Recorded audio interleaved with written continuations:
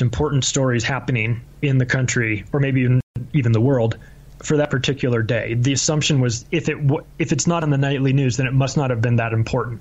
And that is a huge, in that today, I think a lot of people still feel the same way. Like, oh, if what you're saying is true, it would be on the nightly news. No, it wouldn't. No, if it's something that contradicts with the the plan that the people that own the mainstream media have for us, then it most definitely will not be on the nightly news. So there's one aspect of it is the media completely lying to us, and the other aspect is the lying by omission, meaning not talking about the actual stories they should be talking about, but focusing on a dog that fell down the well. You know what I mean? Yeah, right now I'm watching these kids in this little tunnel, this cave over there in the Philippines. Thailand. Thailand. Crazy. Yeah. I mean, that's a story that is really interesting. So I don't mean to belittle them, but yeah. I mean, I'm just talking about, like, if you watch the NBC nightly news and they go on a story about some guy who got, we're going to wrap up because he's got the greatest Christmas light decoration in town. And you're like, seriously, that's what we're talking about? We're not talking about the fact that there's like child trafficking? Well, then let me ask you then where did you get your alternative information that made you conclude that 9/11 was an inside job? I think the first introduction to that was probably Loose Change. Okay. That movie. Since then, it's been sort of a combination of a bunch of different people. I'd say, Alex Jones, to a certain extent, I think he gets a little crazy at times, and I understand he's running a business and he's now got this big business. But there was a time when I think that the information was a little bit more unfiltered back 10 years ago or 8 years ago. Right now, I don't know if I would necessarily hang my hat on the things that he's saying 100%. But just hearing different voices, people that have had, I like David Icke. I got to be honest. He's been. I like him because for 20 years he has been screaming about topics that he said, this is how it is, this is what's happening, this is where they're going with it. And now, after you've had the ability to sort of look back on the things that he had been saying over the years, he's been proven right on a whole lot of things. I know there's some controversial aspects of him that people sort of roll their eyes about, the reptilians and things like that. But more than that, because I know I've contacted Ike with information about stuff he's put out there that I know is false, and he continues to put it out there. And even Jones, he testified in court that he's a performance actor. And on the deposition with his wife there, where his wife turned out to be an escort, and he said, no, we investigated, she's not. She says, yeah, I was. You know what I mean? There's a lot, And as far as madness, for sure. Yeah, I know, yeah. See, that's the thing. See, I woke up when I was like 16 years old, the Lower East Side of New York City. I went down Yippie headquarters, the anarchists in New York City. And I learned about these were the guys who, like A.J. Weberman, who found that the Watergate burglars were involved in the JFK assassination. I learned about the Trilateral Commission and about the military-industrial complex and these kind of things.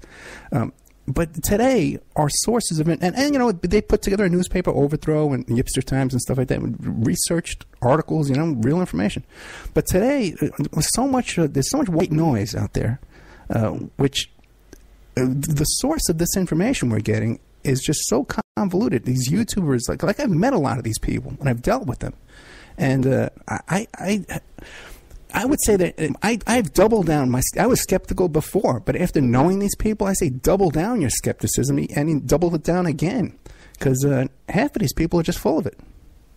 Yeah, for sure. There's accurate information out there. There's disinformation out there. Yeah. There's accidental disinformation out there. Somebody that has good intentions and thinks they have the right sources and gets it wrong. And my policy has been, I reserve the right to change my mind on a topic if I am provided with new or better information about it. I'm not going to I want to know the truth. If it's the truth and I figure it out, great. If it's the truth that somebody else figures out and it is the actual truth, great. I just want to get it right. And I acknowledge that when I write, like this book is a big book. It's got a lot of topics. I'm going to be wrong about some of the aspects of it. I have to be upfront about that. Not intentionally wrong, but it's going to turn out that some of the things that I'm saying are wrong.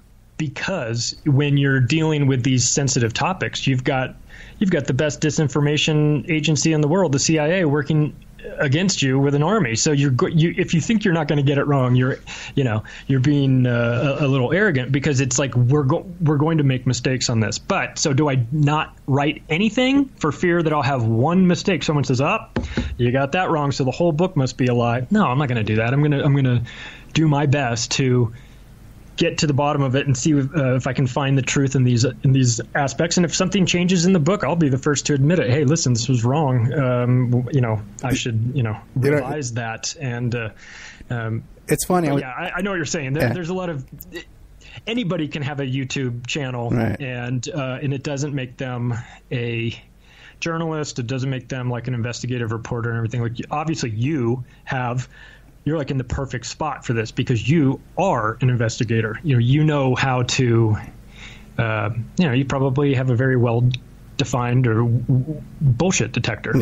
From all the work that you do. So you're able to sort of weed out the nonsense. I mean, better than anybody, I would imagine. But it's funny. I was talking to Ted Rubenstein one time. Ted worked for Mae Brussels and Dave Emery and the Larry Fund publications. A real legitimate guy. And I said, well, what do you think about so and so?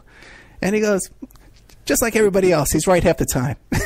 You know what I mean? Right. And it really, changed my outlook on so much. 'Cause, you're right. Listen, we're right about half the time. It's most of it's opinion and stuff like that. But then again, too, there's some of these people out there that are just either crazy. A lot of these guys are just crazy. For sure. Yeah. For sure. Someone says, "Oh, you saw that on YouTube?" Everyone on YouTube's crazy. Not everybody on YouTube is crazy. But believe me, there is a percentage that are out of their minds. Okay, so there's no doubt about that. Some of this stuff, and you also have to wonder about people's intentions. Like, what are they trying to, do they have a agenda that they're trying to, push? I mean, so people, whenever I'm like critical of Trump, I'll get a ton of emails saying, you're the worst. How dare you? I'm like, listen, I hate all of them equally. Don't make the assumption that because I'm not a fan of Trump, that means that I am a fan of Hillary Clinton. Like, I put them all in the same category. I don't trust any of them, and I don't like any of them. They're in that position. They've bubbled up to the top of these important political and financial power structures, not because they're good people, but because they're psychopathic, and they rise up because people have dirt on them that can control them. So they're not in that position of power accidentally. They're up there. And by the way, when I say up there, I don't mean the president, because the president is not the top of the pyramid by any stretch, but the people way above him. They allow these people to get into positions of power, and they feed their ego with this, putting them in Congress or putting them in the presidency even. But they're all controlled on some level, and some differently than others. But when you get to those positions of power, if you ever wonder, like, why are our politicians so screwed up? It's not the job of being a politician that makes these people screwed up. It's that they're screwed up people to begin with, and that's why they get into politics. Because where would a psychopath go if they love controlling people? They'd get into politics. They'd get into banking. They'd get into media, and so that's where I've always sort of said that, like, people say, what is it about being a Boy Scout troop leader that makes people pedophiles? Nothing. It's that if you're a pedophile, you go where the hunting's good. You become a Boy Scout troop leader. So this is how you get these, like a sea of maniacs in Washington is not accidental. It's because that's where you would go if you were a maniac. You would go there to feed your need for control over other people.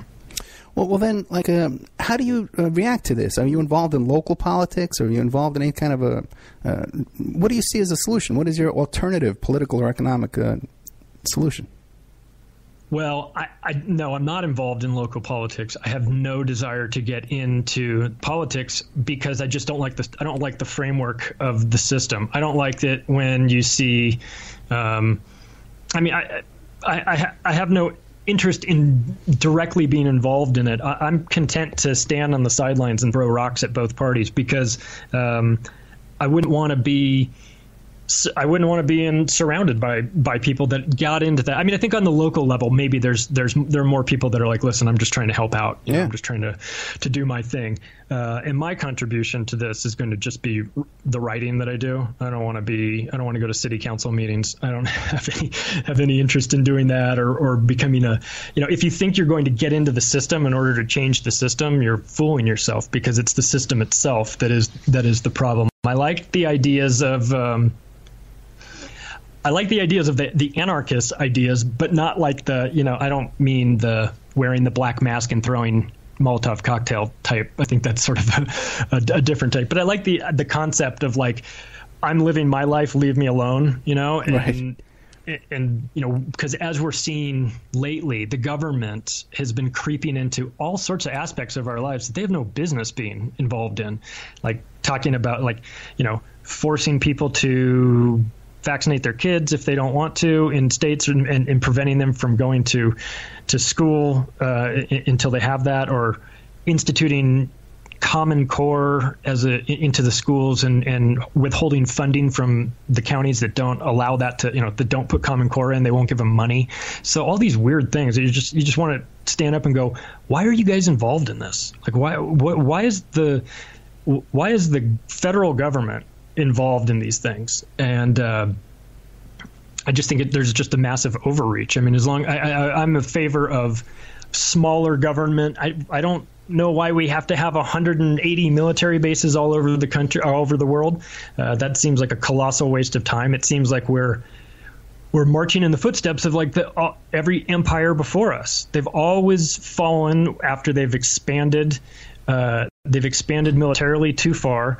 They've corrupted their money system, and that's how it happens. That's how the empires fall down. And like, it's obvious to anyone that's being objective that we're headed down that path, and it's just it's unsustainable. The money printing and the military conquests that it just at some point it has to fall apart. And we're not making any friends around the world with our antics either. So nobody's going to come to our aid when we need it, when things start to go bad. We're big friends with the dictators. They love us. Oh yeah, of course, yeah. But now the thing is, okay, I started off as an anarchist too. That's why my first reaction was, okay, become an anarchist.